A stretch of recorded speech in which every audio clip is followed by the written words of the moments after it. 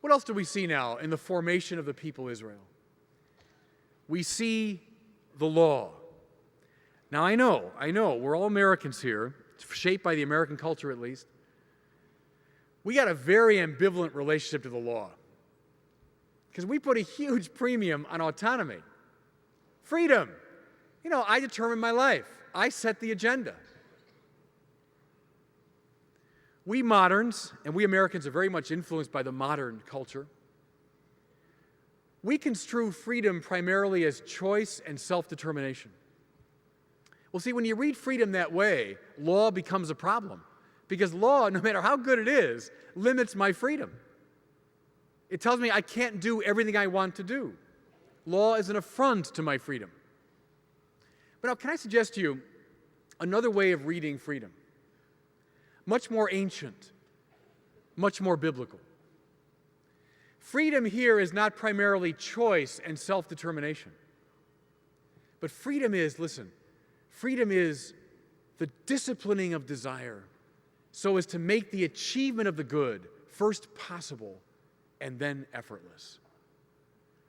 Freedom is the disciplining of desire so as to make the achievement of the good first possible and then effortless.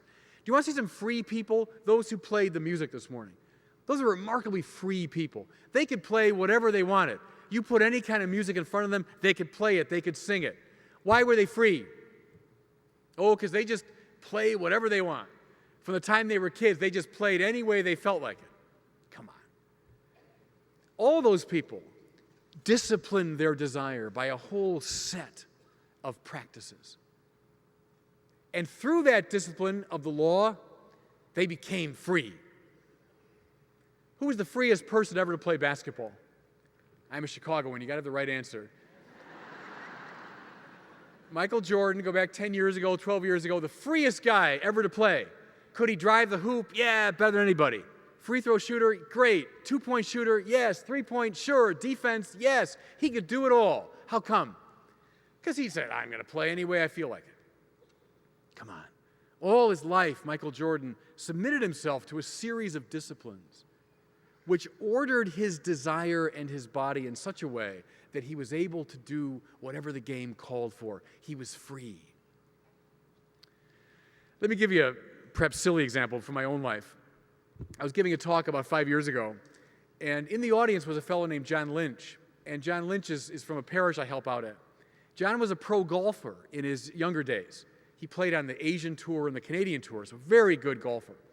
So I finished the talk, and he said to me, Father, that was great, thank you. Whatever I can ever do for you, let me know. I said, you can give me golf lessons. Because I was, maybe I'm a little better now, the bottom 5% of American golfers would be me. I learned the fundamentals of it, I guess, when I was a kid, and I played, and I was just always lousy. At my very best, I could break 100, maybe. And then about 5 years before that, I had just given up on golf. I just had it with golf. Too hard. I put the clubs away. So I said, please give me golf lessons. So, okay, we get out to the driving range at the club. He said, okay, Father, just go ahead and just swing. Let me see your swing. So I swung, and the look on his face, if it could speak, was, where do I start? So he said, okay, Father, let's just take a step at a time. You do what a lot of bad golfers do. You sway away from the ball. You got to turn around your right leg. So he said, I'm going to put 3 golf balls under your foot, and don't sway, just turn around. Okay, so I started doing that.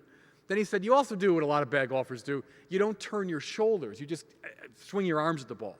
So he said, I'm going to stand behind you, and now pretend you're a waiter, and you're holding glasses like this. He said, now turn and give them to me. So I turned. He said, no, not yet.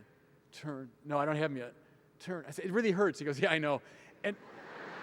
And then I got about here. It still hurts. I got about here. He said, okay, that's it. He said, that's where you should turn when you hit the golf ball. Okay. So I got back, and I stabilized the right leg, and I turned my shoulders, and boom, suddenly, there the ball went. There it went. I'd never hit the ball that way. And I'm rejoicing. And John Lynch said, okay, that's enough for today. And you know what I said? I said spontaneously, no, give me more. See, because what was happening? He was giving me something I always wanted. I wanted to hit that darn golf ball straight and far. And he was giving me the laws that made it possible. And the minute I said that, you know what came to my mind? Lord, how I love your law, how I meditate upon it day and night. Oh, Yahweh, give me your law. You see where that biblical idea comes from? The law is not an affront to freedom. The law is the ground for freedom. What God gives us in the law is a way of disciplining our desires and our bodies that we might become conduits of his love. That's why Israel's a people of the law, as well as a sacrifice, as well as listening.